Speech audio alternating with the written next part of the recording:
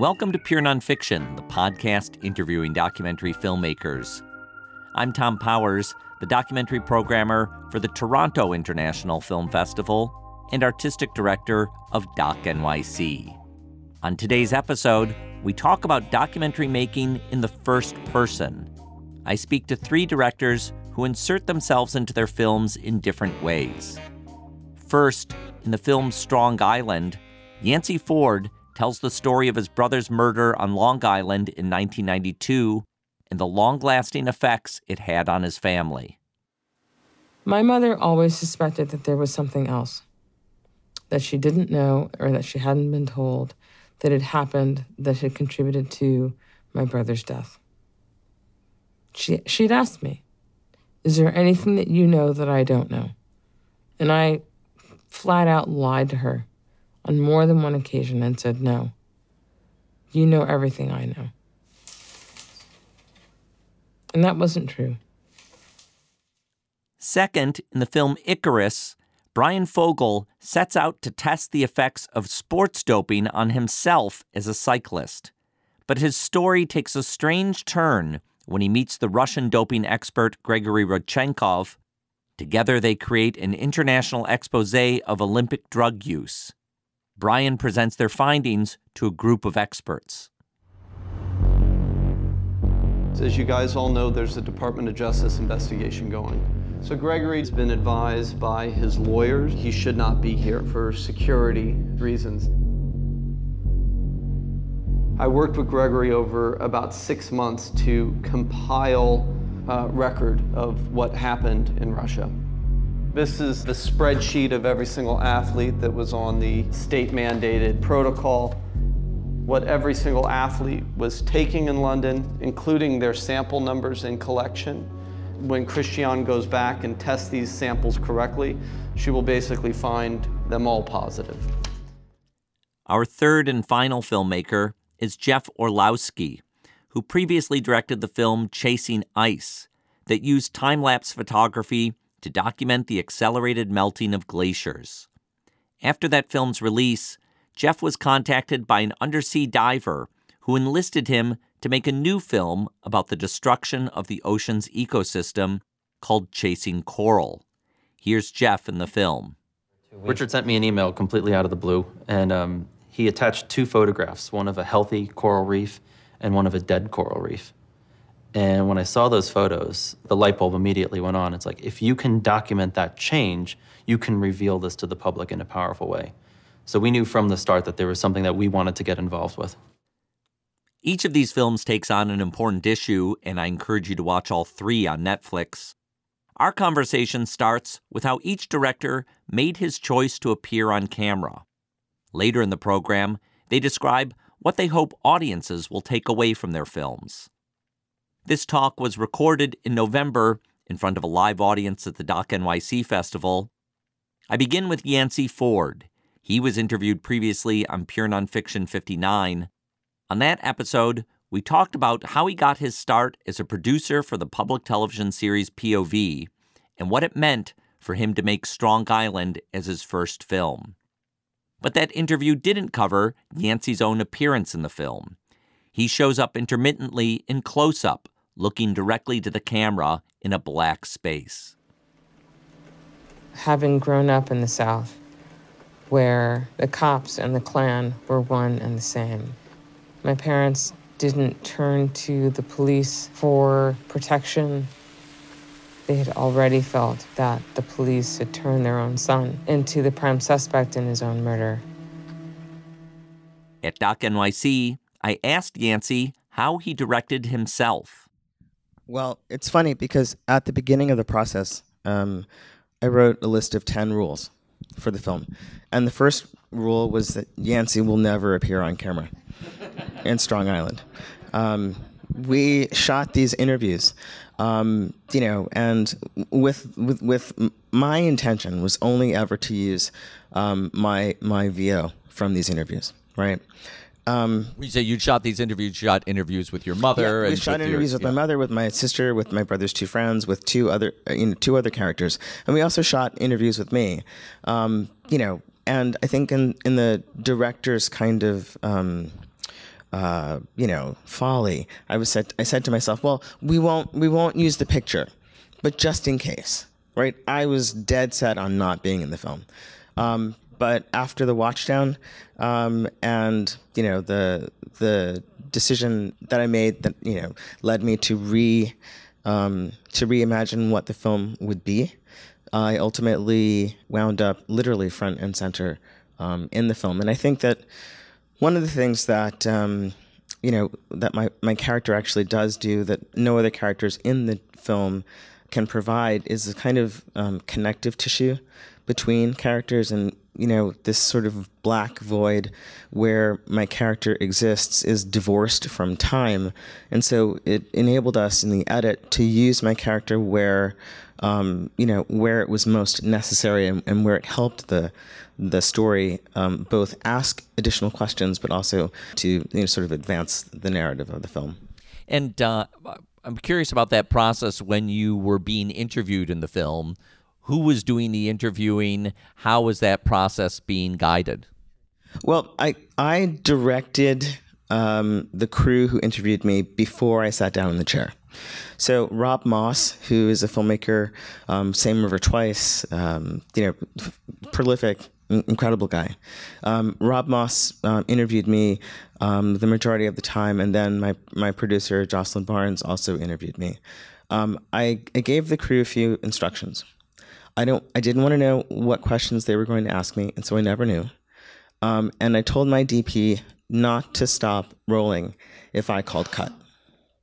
The third thing I did was to build a wall of sound blankets between me and the crew. So if you can imagine that I'm on this side on the stage, and in between me and everyone else, sound, DP, AC, Rob, monitor, producer, everything. The only thing that I can see are 2 lenses and 2 tape marks. Because in order to answer questions that I wasn't necessarily prepared to answer, and talk about things that I wasn't necessarily prepared to talk about, I needed to be as alone in that space as I possibly could. And by creating this bubble, I was able to do a few things. I was able to say things I'd never said before. I was able to actually make connections between what happened to my brother and contemporary American issues in real time.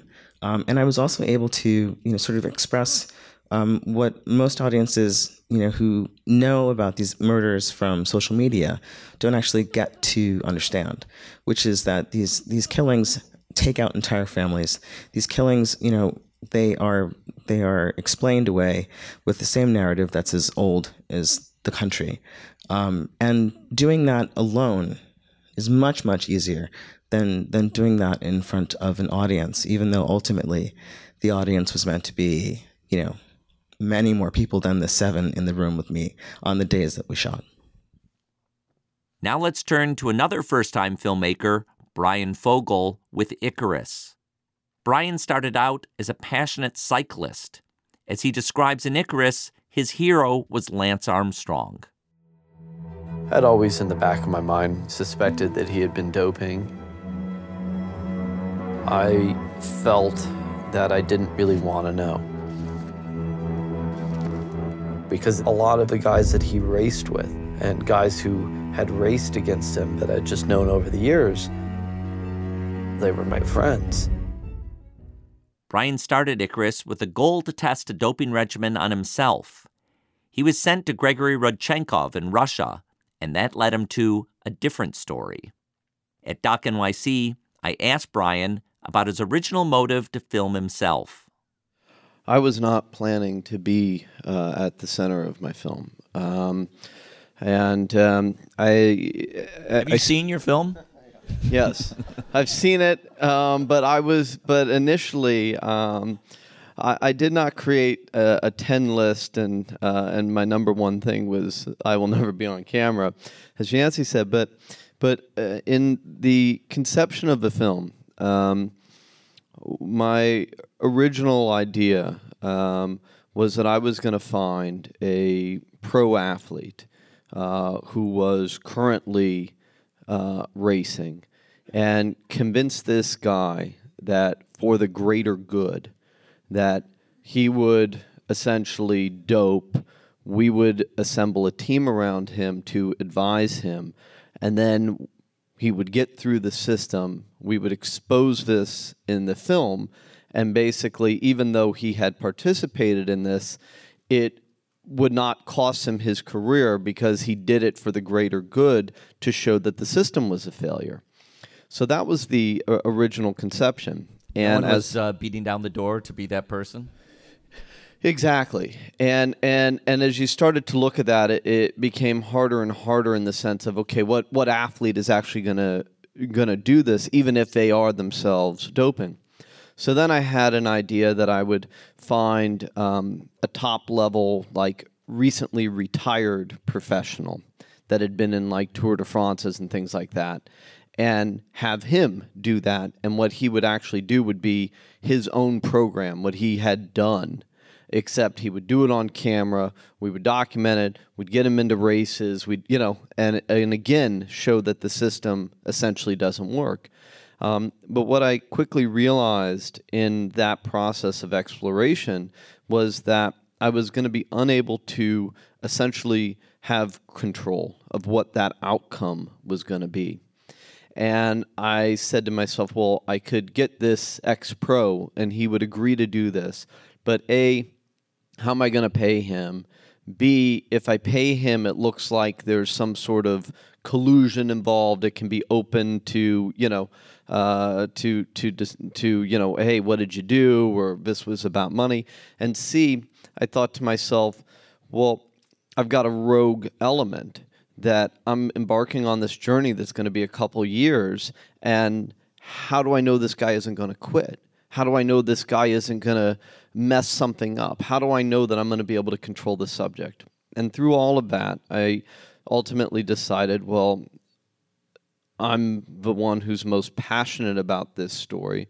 I'm the one who's, really feeling like I want to explore this and expose what I saw as a completely broken, fraudulent system. So I said, hey, I'll be the one to do this, kind of in that Morgan Spurlock way, and supersize me. And I said, hey, we haven't seen this done on camera. And at least if I'm in the film, know that I'm not going to quit. I know that if whatever happens, I'm not going to say, hey, I'm done. And that was ultimately the decision of why to put myself in the film. Here is Chasing Coral director Jeff Orlowski. I'd love to share just one thought, because I actually haven't spent that much time thinking about filmmakers being in the film itself, and just after hearing your comments, I think it seems in my mind right now, there are three sort of categories when filmmakers are in the films. It's either when they've experienced something themselves, that it's only their story that can be shared, or when they did something themselves, that story needs to be shared. And there is sort of this third category where filmmakers are the narrator or the host who's sort of like hand-holding you and carrying you through the story. And there's sometimes I feel like the filmmaker may or may not need to necessarily be in the film, but I think in all these three cases, like we experienced something firsthand or did something firsthand that is the essential element of the story. The films don't work without that component in it. So in our case, we had this curiosity. We wanted to capture this phenomenon happening in the ocean. We knew that these corals were changing. They were turning white. When a coral reef is healthy, it's vibrant and colorful, massive colors, countless fish species, all of that. It's the epitome of life on the planet. It's teeming with life. And we were learning from the scientists that as the water temperature gets warmer, those corals turn white. And if they turn white, they get stressed, and it's a huge, huge visual signal of climate change. And it's been happening only for the last couple decades, and it's happening all around the world. So that's what we knew going into this project. And we knew that if we could somehow capture that process of healthy colors turning white, that could potentially be a signal and this visual evidence of climate change. If we could get that out there, maybe we can combat some of the skepticism that still exists in this country around climate change. Then that's based on what we learned with Chasing Ice. Like the visual evidence is more successful than any debate, any argument, any chart, any graph. If you can show people pictures of the changes happening, that's sort of the golden ticket there. So we were wanting to build these cameras, and we worked with these great engineers and technicians on how to build these camera systems ecosystems. And once we went down that path, we really tried to document as much of that as possible. And with Chasing Ice, I actually did most of the filming myself. I was following James when we were doing the time lapses in the Arctic.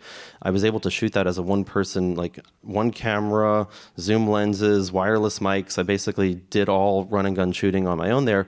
And when we were starting this project, it was very clear like we couldn't do that anymore. When you're on a boat getting the equipment prepped to go install, you have to switch all your physical gear from shooting dry and everything staying dry to now you're rigged up in a wetsuit and scuba gear, and you need your camera in an underwater housing, and that transition alone takes like a half hour to get prepped and ready. So very, very quickly we realized that we needed a lot more people. So on most of these trips, we ended up having an underwater crew and a topside crew. One crew just dedicated to the land and shooting on boats, and then another crew that was dedicated to waterproof cameras, rolling into the water and capturing all of that. And we knew we were going to have some challenges. We didn't know how many challenges there would be and how complicated it would be. We actually had anticipated finishing the entire film a year earlier, but because of camera complications, because we were never really in the right place at the right time for the first few months, we were working with scientists to get the best, most accurate data, reading data right off of like NASA satellites, getting the predictions as to this part of the ocean is abnormally warm. We think corals might bleach in this region. We don't know if it's going to be bad or really bad. We would go down there, we would set up our cameras. There were times where we had the camera pointed at one healthy coral and we thought that might bleach, but the coral next to it bleached and turned white, but the one in our shot stayed perfectly healthy and fine. That was extremely infuriating. But that whole process there, and I think this is the process of documentary film, like you don't necessarily know where the story is going to go or end up. And the challenge there was we have to film everything, and you have to film everything as if it's going to make the final cut, and you need to cover everything properly and make sure you have good sound and make sure you have multiple angles and cutaways and you can edit a scene together.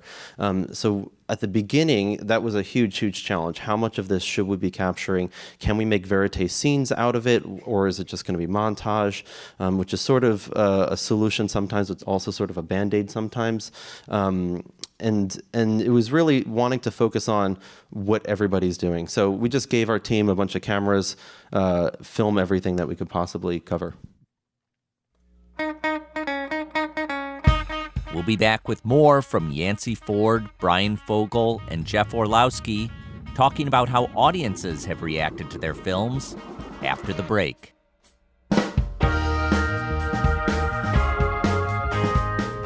If you're in New York City, please join us at the IFC Center for our weekly screening series, Stranger Than Fiction.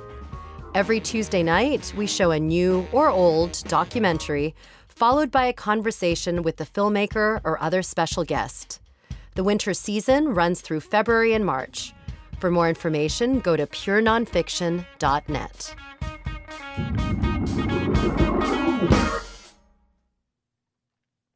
These three films each take on something incredibly important. We've got a film about environmental devastation. We've got a film about the Russian doping program and the incredible power structure of a government to go after an individual.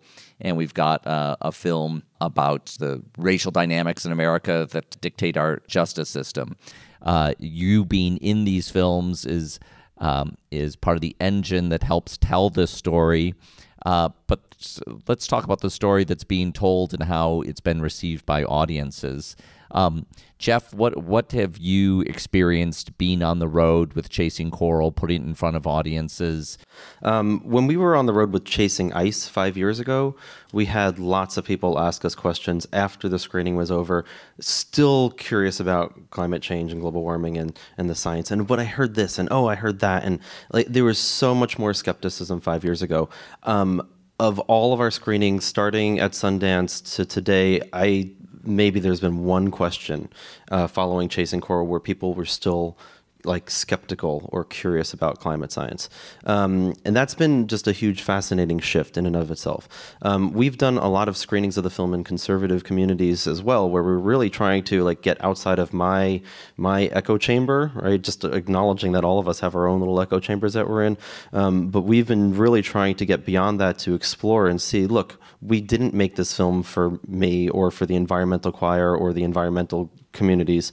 We really want this film to be designed and built for communities far beyond that.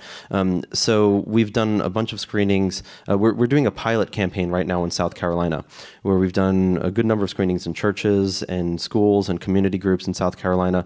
We're right now fundraising to invest for an entire 2018 campaign just focused in South Carolina to see how far can we go with this film at shifting consciousness around climate. Not just with this film, we're bringing in a bunch of other friends' films that are on climate.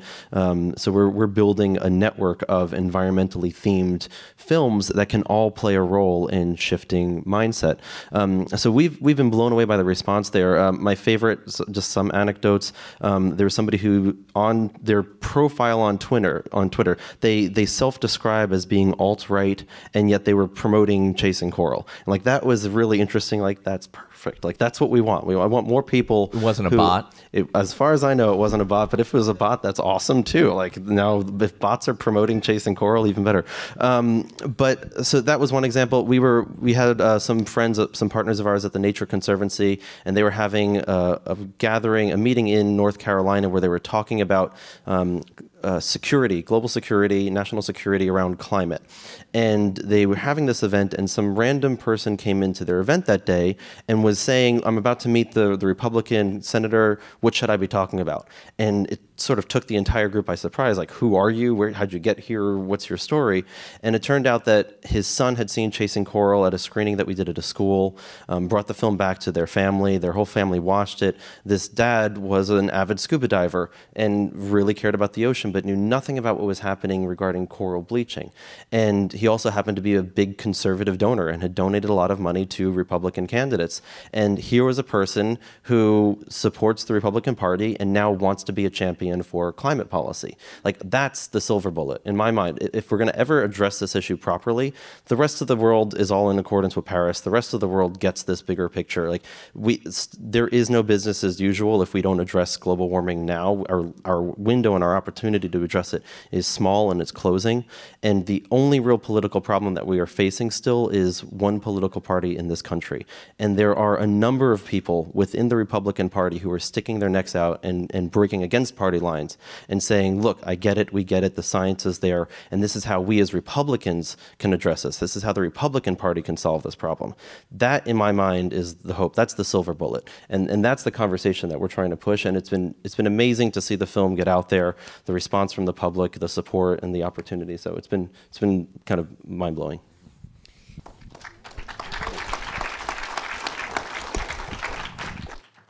Yance, with all three of these films premiered at the Sundance Film Festival in January and then came out to the more public release in different stages, yours came out just a month ago, went up on Netflix. And I'm curious to know, what you've engaged with audiences around this. I'm both how people talk about their own similar stories, perhaps, or their reckoning with those kinds of stories. And I'm also curious specifically about your own story, if in the community of Long Island, the story being out in public has stirred anything else up. Sure. So I'll answer your second question first. The film, it's been out for about a month now. I haven't heard back from Long Island. We're planning a large screening at the community college in the town next to mine in April of next year, which I think will be the thing that really gives the film its biggest footprint locally. So that remains to be seen. I can tell you this, that at every screening since our premiere at Sundance, there has been at least one person in the audience to self-identify as a survivor of homicide. At least one. And these are including the screenings for members of the Academy. So one thing that I've learned since the release of Strong Island is that we are a culture that has always shamed the survivors of violence. We are a culture that has always sort of decided that self-defense is a matter of opinion as opposed to a matter of law. I've had, I think at the premiere at Sundance, or maybe the screening that Malia Obama was at, I had someone stand up and say, I was a prosecutor in the Bronx DA's office for 18 years. Something very wrong happened here.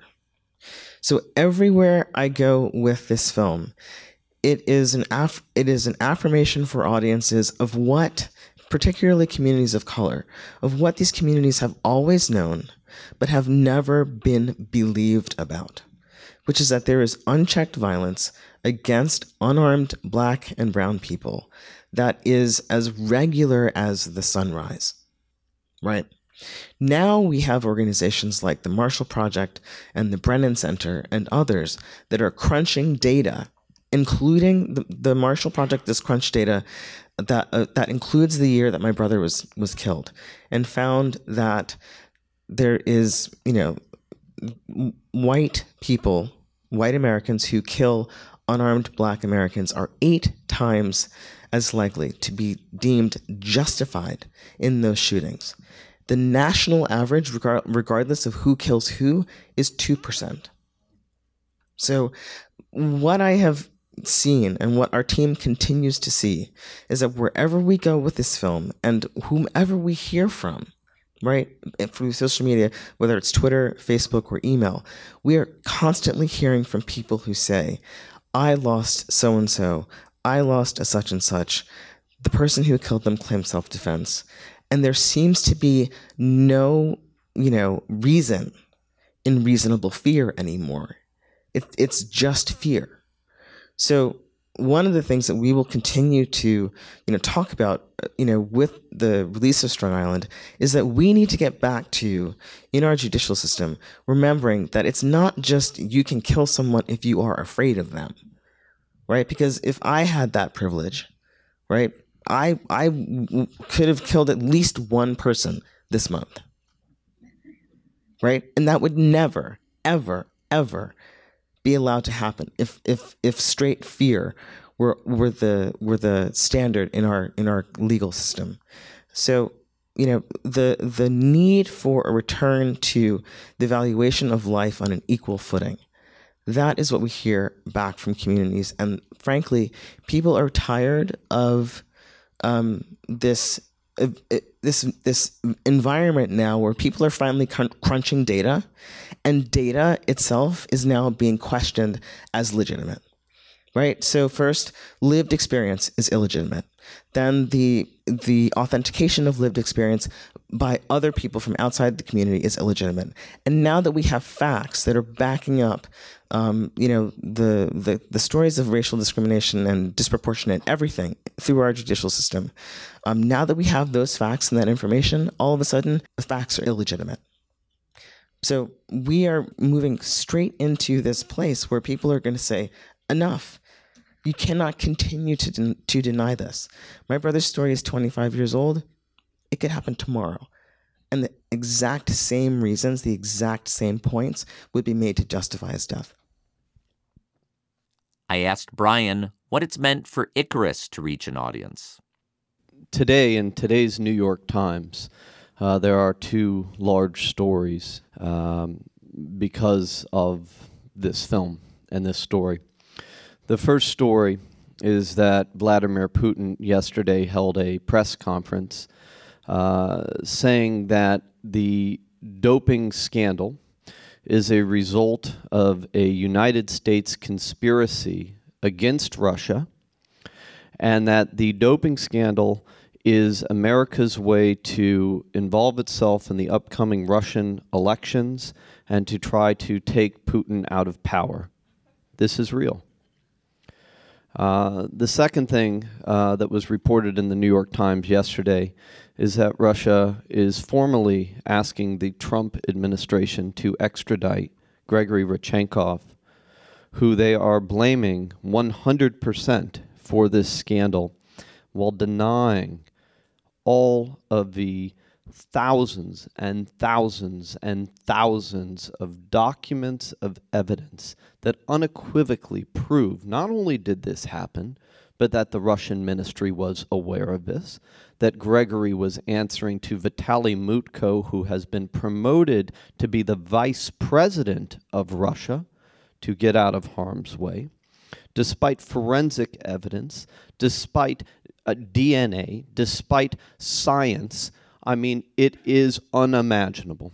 And this fraud was perpetrated against every clean athlete on planet Earth for the last 40 years. Russia stole thousands and thousands and thousands and thousands and thousands of medals. They went into world sport over the last 40 years, and basically any single athlete who was competing clean in those games were robbed. And here we have a country essentially denying all accountability. And not only are they denying all accountability, they're trying to persecute the one person who was brave enough to come forward with the truth about this, and on top of that, now blame the United States for this conspiracy. And this is happening right now, in real time, in today's news. And the takeaway from this is is there any doubt whether or not Russia is meddling into our political process, whether or not they are able to hack our elections, whether or not they are involved in geopolitics in a malfeasant way? I think the answer is incredibly clear from watching this film. The second takeaway of this is, what are we as a society going to tolerate? Not just on the playgrounds or battlefields of sport, which is actually geopolitics of countries coming together, in war without weapons, but in the political landscape. Are we going to allow a foreign power to come in and shape our government processes? Are we going to allow a foreign power to sit there and lie and place fake news and place ads on Twitter and Facebook, et cetera, et cetera, et cetera, and corrupt our democracy? Are we going to allow this? And, what's going on in the current U.S. administration? And the biggest thing is, what we are seeing is that despite all of us believing that we're living in this kind of democratic process, we're seeing that corruption ultimately wins, that the truth is not important. And it doesn't matter how much truth there is, that there is a way around the truth, and that there doesn't seem to be a punishment for essentially crimes of this sort of caliber, at this sort of level, that world leaders are able to essentially, by denying and denying and denying, make this go away. And when I look at what's going on in our country right now, I'm sitting here going, how much evidence do we need? How much more do we need as a country to be infuriated about what's going on? And this is mirroring itself in Russia.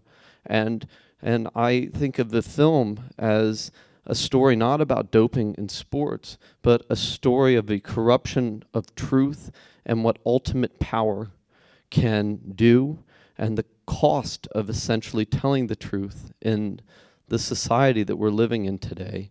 And this story is playing out every day, and I'm incredibly fearful for Gregory, because what we're seeing is that telling the truth and having the bravery to come forward to do that has a very, very severe price. And I'm hoping that he's going to be okay, but that also that our government isn't going to acquiesce to Russia's demands to extradite him, because in so doing, they would create a situation where nobody has any safety to come to the United States ever again to tell about the wrongdoings of their government, and know that the United States would be a safe place and a protective environment in which they can expose these truths.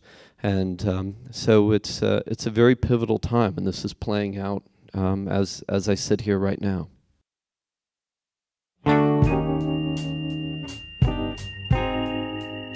I want to thank Bryan Fogel of Icarus, Yance Ford of Strong Island, and Jeff Orlowski of Chasing Coral for joining me at Doc NYC.